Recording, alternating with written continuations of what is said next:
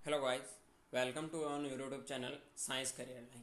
तो आज की इस वीडियो में हम बात करने वाले हैं कि जेट 2020 की क्या कट ऑफ रहने वाली है और किस किस को कॉलेज अलॉट हो सकता है। काफ़ी मेरे दोस्त हैं वो इस कट ऑफ को लेके थोड़े चिंता के विषय में है कि क्या कट ऑफ रहने वाली है, हमारा सिलेक्शन होगा या नहीं होगा। तो आज की इस वीडियो में मैंने पूरा एनालाइज किया है कि पिछले वर्ष मतलब किस कॉलेज में कितनी सीट है, किस रैंक तक सिलेक्शन हुआ है। तो मैं आपको मार्क तो मतलब एकदम सही नहीं बता सकता, लेकिन रैंक मैं बताऊंगा, उससे आप समझ जाना आपके कितने मार्क हैं। हो सकता है 4-5 नंबर ऊपर नीचे, सॉरी मतलब रैंक ऊपर नीचे हो सकती है, तो उससे आपको पता चल जाएगा। और आप सबको पता है कि इस बार मतलब राजस्थान जो सरकार है उसने एग्रीकल्चर की जितनी भी कॉलेजें हैं उसकी सीटों में बढ़ोतरी की गई है और नई कॉलेजें भी खोली गई है। तो हम बात करेंगे कि राजस्थान जेट में मतलब क्या कट ऑफ रहने वाली 200 से 300 मार्क तक जिसके हैं उसको तो अलॉट होनी है, लेकिन फाइनली हम जान लेते हैं कि किस रैंक तक का क्या किसका सिलेक्शन होने वाला है। ठीक है, मैं आपको एकदम सही न्यूज़ देने वाला हूं और 100% देख लेना ये ही कट ऑफ रहेगी। और जिसकी जो मैं रैंक बता रहा हूँ उस रैंक में जो आ रहे हैं उसका 100% सिलेक्शन हो जाएगा। हम जानेंगे कि नॉर्मल सीटें कितनी हैं, पेमेंट सीटें कितनी हैं। तो वीडियो स्टार्ट करने से पहले आपसे छोटी सी रिक्वेस्ट है कि अगर आपको किसी भी प्रकार की एग्रीकल्चर से रिलेटेड जानकारी चाहिए तो चैनल को सब्सक्राइब करें और वीडियो को ज़्यादा से ज़्यादा शेयर करें, ठीक है, ताकि जितने भी हमारे दोस्त हैं वो जुड़ सके और पूरा फायदा उठा सके। तो राजस्थान में मतलब जेट 2022 के बारे में जानने वाले हैं। तो सबसे पहले राजस्थान में ये विश्वविद्यालय हैं, इनके अंडर अंडर में कौन सी कॉलेज हैं वो लिस्ट मैं आपको दे दूंगा। और एक ये न्यूज़ है कि नई मतलब 29 सरकारी एग्रीकल्चर कॉलेज में 1740 सीटें होंगी, जो आप सबको पता ही होगा। तो मैं इसके साथ में पूरा बता देता हूँ कि टोटल कितनी सीटें हैं, पिछली बार पहले कितनी सीटें थी, पेमेंट सीटें कितनी हैं, गवर्नमेंट मतलब नॉर्मल सीट कितनी है, क्या पेमेंट रहता है पेमेंट सीट पर, वो सारी जानकारी आज के इस वीडियो में हम जानने वाले हैं। ठीक है, तो देखो सबसे पहले ये लिस्ट है 2021 की, देख सकते हैं आप कॉलेजों में क्या क्या है उसके बारे में बताया गया है। ठीक है, तो मैंने पूरा एनालाइज किया है कि क्या कट ऑफ रहने वाली है। मैंने एक पूरी मतलब टेबल तैयार की है, उसके माध्यम से मैं आपको बताने वाला हूँ। ठीक है, तो सबसे पहले देखो 2022 के अंदर जो टोटल सीटें हैं, देखो नॉर्मल सीटें हैं वो 1500 सीटें हैं, पेमेंट सीटें हैं वो 700 सीटें हैं, पहले की बात है। ठीक है, अब देखो 1740 ये न्यू सीटें हैं। इसमें हम कंफर्म नहीं बता सकते हैं कि इसमें कितनी पेमेंट होगी और कितनी नॉर्मल होगी, लेकिन मेरे हिसाब से मानना है कि 500 या 600 के समथिंग आपकी पेमेंट जा सकती है, बाकी नॉर्मल सीटें ही रहने वाली है। तो टोटल सीटों की मैं बात करूं तो टोटल सीटें बनती हैं हमारे लगभग 4000 के समथिंग। ठीक है, ये एकदम आप देख लेना, मैं आपको टेलीग्राम ज्वाइन हो जाना, मैं आपको 2021 की भेज दूंगा, वो पूरी टेबल है किस कॉलेज में कितनी सीट है, गवर्नमेंट कॉलेज की देख लेना आप, उसमें काउंट कर लेना, आपको यही मिलेगी। ठीक है, कोई 2500 बता रहे हैं, कोई 3000 बता रहे हैं, कोई 3500 बता रहे हैं, लेकिन हकीकत गवर्नमेंट की सीटें कितनी हैं वो आपको पता चल जाएगा। ठीक है, बिल्कुल भी फेक न्यूज़ नहीं है, एकदम 100% करेक्ट है। टोटल सीटें जो 4000 के समथिंग है उसमें से हमें मतलब कितनी नॉर्मल सीटें हैं, नॉर्मल सीटों की मैं बात करूं तो इस साल की जो मिलाकर जो मेरे हिसाब से है वो 2700 सीट आपकी नॉर्मल रहने वाली है। ठीक है, अब देखते हैं कि भाई जनरल कैटेगरी में किस रैंक तक पेमेंट और मतलब पेमेंट और नॉर्मल सीट पर सिलेक्शन हो सकता है, और नॉर्मल सीट पर किस किस रैंक तक का सिलेक्शन हो सकता है। मैं आपको यहाँ रैंक बताने वाला हूँ, ना कि मार्क, और मार्क अपने आप रैंक से एनालाइज कर सकते हैं।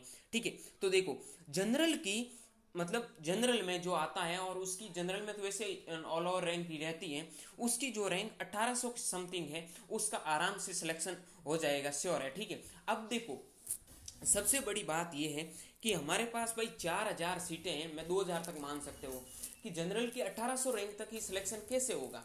तो उसके पीछे आप सबको पता है कि एससी की अलग रहती है, फीमेल की अलग सीटें निकलती है, एसटी की अलग रहती है, टीएसपी की अलग कट ऑफ रहती है, ओबीसी की अलग कट ऑफ रहती। पूरा आप जब एनालाइज करोगे तो 1800 से 2000 तक जा सकती पेमेंट और नॉर्मल सीट है। ठीक है, अब देखो ओबीसी की जिसकी ऑल ओवर रैंक 2500 या 2700 2800 2700 से ज्यादा नहीं जाएगी, लेकिन 2700 तक जिसकी रैंक है, ऑल ओवर बात कर रहा हूँ, और ओबीसी में जिसकी रैंक 1500 है, ठीक है, ओबीसी कैटेगरी के अंदर, उसको आराम से नॉर्मल पेमेंट सीट मिल जाएगी। ईडब्ल्यूएस में जिसकी रैंक ऑल ओवर 2700 तक है उसको मिल जाएगी, और एससी की कट ऑफ है वो हमेशा आप देख लेना एसटी से थोड़ी कम ही रहती है, तो 5500 से 6000 तक मान सकते हो, क्योंकि इसमें कैटेगरी का थोड़ा छूट ज़्यादा मिलने की वजह से ये रैंक थोड़ी बहुत ऊपर नीचे होती है, ठीक है। और एसटी में जिसकी रैंक 5000 तक है उसको पेमेंट या नॉर्मल सीट में मिल जाएगी। अब हम बात कर लेते हैं कि नॉर्मल सीट किस किस को मिलेगी, कौन सी रैंक तक मिलेगी, ठीक है। तो देखो जनरल में जिसके 1500 रैंक आ रहा है, अब देखो सबसे बड़ी इंपॉर्टेंट बात है, ये भाई रैंक 200-300 ऊपर नीचे हो सकती है, उसमें डिपेंड करेंगे कि इसमें किसके बीच में नीट के स्टूडेंट कितने आए, वो कितना मतलब काउंसलिंग में पार्टिसिपेट करते हैं, सब इस पर ही डिपेंड करते हैं। लेकिन मेरे हिसाब से जो मैं बता रहा हूँ इससे थोड़ा आप मतलब इससे कम नहीं होगा, इससे ऊपर भी मतलब इससे कम 1500 इससे ऊपर है उसका तो भाई मैं गारंटी नहीं ले सकता, लेकिन जिसकी रैंक 1500 के अंदर है वो 100% जनरल को उसको नॉर्मल सीट मिल जाएगी, और 1800 से 1900 या 2000 तक जिसकी ओबीसी रैंक है उसको 100% नॉर्मल सीट मिल जाएगी। ईडब्ल्यूएस की जिसकी रैंक 2200 तक है उसको नॉर्मल सीट मिल जाएगी, और एससी में जिसकी रैंक 3500-4000 तक है उसको नॉर्मल सीट मिल जाएगी। एसटी के अंदर जिसकी रैंक 3000-3500 तक है उसको मिल जाएगी, ठीक है। अब देखो टीएसपी के अंदर टीएसपी वाले भी काफ़ी स्टूडेंट हैं या मेरे दोस्त जो चर्चा में है कि हमारा सिलेक्शन किस रैंक तक होगा, तो आप कंफर्म मान लो कि आपके 150 के समथिंग मार्क हैं तो आपका 100% सिलेक्शन हो जाएगा नॉर्मल सीट पर, ठीक है। अब हम बात करते हैं कि भाई कॉलेज में जाने के बाद हमारी क्या फीस लगेगी, आखिर हम पेमेंट सीट पे सिलेक्शन ले लेते हैं तो क्या होता है, तो थोड़ा वीडियो लंबा बन सकता है, लेकिन मैं इस वीडियो के माध्यम से आपको पूरी की पूरी जानकारी देने की कोशिश करूंगा ताकि आपका एक भी डाउट ना रहे और जितने भी आपके डाउट है वो क्लियर हो जाए, ठीक है। तो देखो आपकी जो यूनिवर्सिटीज़ हैं उसमें जिस मतलब उसके अंडर में कौन कौन सी कॉलेज आती है, उसकी क्या क्या फीस है, जो ये फीस बता रही है वो पर सेमेस्टर के हिसाब से फीस है, और आगे जैसे जैसे हमारी मतलब फर्स्ट ईयर हो गया, सेकंड ईयर हो गया, उसमें है ना हमारी ये थोड़ी कट ऑफ है वो कम हो जाएगी, ठीक है, मतलब फीस कम हो जाएगी कट ऑफ के, सॉरी। तो देखो जो नॉर्मल सीट है गवर्नमेंट यूनिवर्सिटी या कॉलेज की उसकी फीस मतलब जो फीस है वो 12,000 मान सकते हो, किसी की 13,000, यूनिवर्सिटी की 14,000 है, किसी की 15,000, तो किसी की 11,000 रुपये, 12,000 आप मिनिमम मान सकते हो, ऊपर नीचे कर सकते हो, ठीक है। उसके बाद मान लेते हैं भाई हमारा गवर्नमेंट कॉलेज में सिलेक्शन हो रहा है और हमें पेमेंट सीट मिल रही है, तो हमारा क्या क्या आइडिया रहने वाला है उसके बारे में मैं आपको बताता हूँ कि अगर आपने गवर्नमेंट कॉलेज की कोई सीट चूज की, ठीक है, और पेमेंट सीट मिल रही है तो उसकी आपकी फीस मान सकते हो मिनिमम 40,000। जैसे एमपीयूटी यूनिवर्सिटी की फीस है वो 88,000 है, और उसी प्रकार जोधपुर की है वो 39,000 है, ठीक है। थोड़ी बहुत एसकेएन की कम हो सकती है, किसी की 40 के अबव हो सकती है, तो आप कोटा की 35,000 मतलब 35-30,000 के समथिंग है, मेरे को कंफर्म नहीं है, लेकिन कंफर्म मैं आपको वो लिस्ट भेज दूंगा जिसमें सारी की सारी डिटेल आपको दी गई है। आपसे रिक्वेस्ट है कि साइंस करियर लाइन का टेलीग्राम चैनल है वो आप ज्वाइन कर लीजिए ताकि उसमें आपको सारी अपडेट मिल जाए, ठीक है।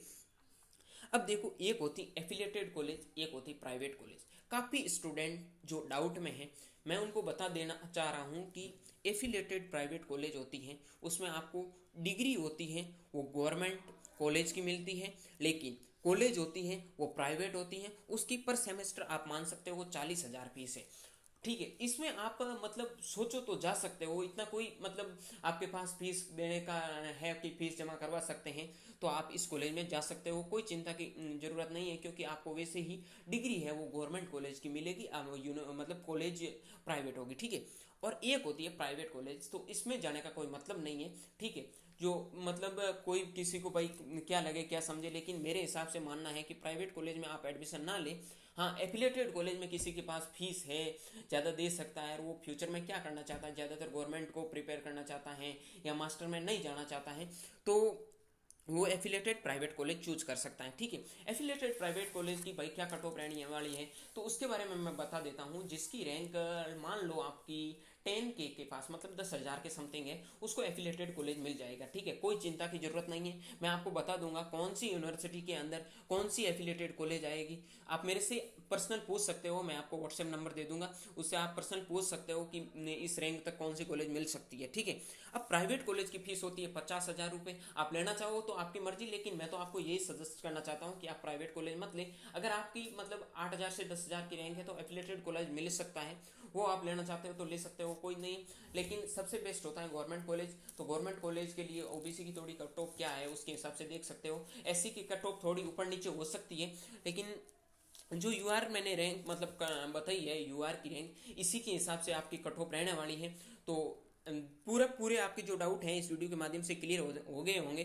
तो आज के लिए बस इतना ही, मिलते हैं किसी नए वीडियो में। तब तक के लिए स्वस्थ रहे, मस्त रहे, देखते रहे science career line YouTube channel. Thank you very much.